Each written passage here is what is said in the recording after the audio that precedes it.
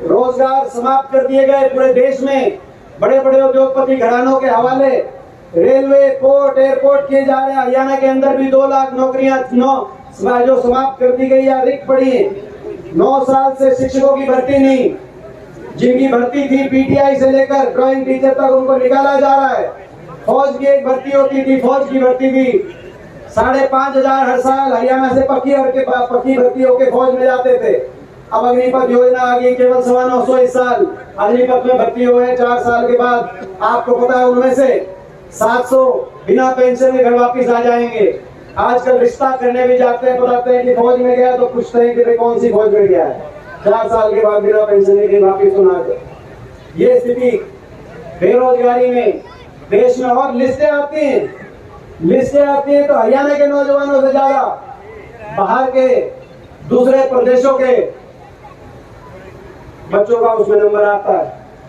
हरियाणा के नौजवानों के लिए हरियाणा के अंदर ही ऐसा लग रहा है कि रोजगार पाना इस सरकार द्वारा मुश्किल होता जा रहा है। ऐसे नियम बना दिए गए हैं, ना जीके में हरियाणा का कहीं कोई जिक्र है, जो सारे टेस्ट होने लग रहे हैं। डोमिसाइल में 15 साल से घटाकर 5 साल की कंडीशन रख दी। सोशल इकोनॉमिक नंबर बाहर के प्रदेशों को दे दिए उनको।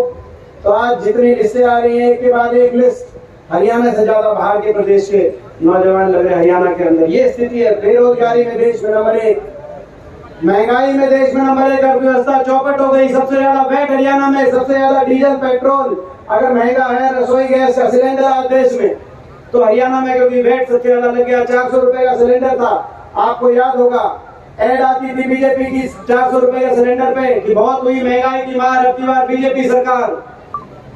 आज ऐड आती है महंगाई बेरोजगारी हुई कम क्योंकि बीजेपी में है दम। मैं पूछना चाहता हूँ, हमारी काकी ताई बैठी, काकी बुआ भी है, मैं पूछना चाहता हूँ कि सिलेंडर 400 रुपए से जो कि ऐड में आ रहा है, तो 400 रुपए से कम हो लिया होगा सिलेंडर? हो लिया कि नहीं हो लिया? फोटो जल्दी नहीं थारी, मैं टीवी की मान लो, थारी मानू। हो गया तुम 1100 का बताओ हो, टीवी बताओ है कि महंगाई कम होगी। हमारे टीवी में ऐड कैसे चल रही है, आपको मुझे बताने की जरूरत नहीं। बेरोजगारी में, महंगाई में, और सबसे ज्यादा अगर हरियाणा के अंदर आज रिकॉर्ड टूटा है किसी बात का बेरोजगारी और महंगाई से ज्यादा, वो भ्रष्टाचार का टूटा है। ऐसी सरकार जो भ्रष्टाचार के आधार पे बनी हो, ये सरकार राजनीति नैतिकता के आधार पे नहीं बनी। राजनीति में कुछ मापदंड होते हैं, कुछ आदर्श होते हैं, कुछ नैतिकता होती है। ईमानदारी से लड़ाई करने का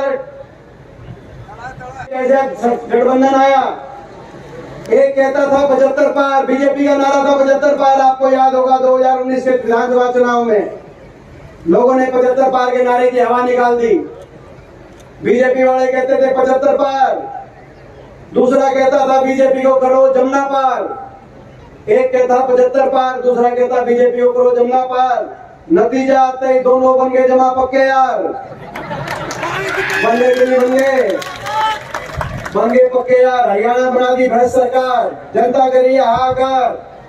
और ये हम नहीं कह रहे भ्रष्ट, खुले तौर पे इस बात का समझौता नहीं हुआ कि बीजेपी जमुना पार, इस बात का समझौता नहीं हुआ कि बुढ़ापा पेंशन 5100। समझौता भ्रष्टाचार का हुआ, महकमे बांटने का, और महकमे इस बात के लिए नहीं बांटे गए कौन से महकमे में कौन जनता का कितना काम कराएगा, इस बात पर समझौता हुआ कौन से महकमे से कौन कितनी मलाई खाएगा। ठीक तो गलत तो नहीं कह रहा। खुले तौर पे शराब का महकमा किसके पास जाएगा, एक्साइज का महकमा किसके पास जाएगा, और ये हम नहीं कह रहे, बीजेपी और जेजेपी के विधायक कह रहे हैं। पूरी लिस्ट शायद मेरे पास भी नहीं है, पूरी लिस्ट अगर चाहिए तो नारनौल के जेजेपी के विधायक दादा गौतम जी से संपर्क करो, वो बता देंगे कौन कौन इसा खोपर पड़ गया सरकार में, कौन खोपर पड़ गया जो एकला सारा जीवन में लग रहा है, बता देगा गरीब दादा गौतम।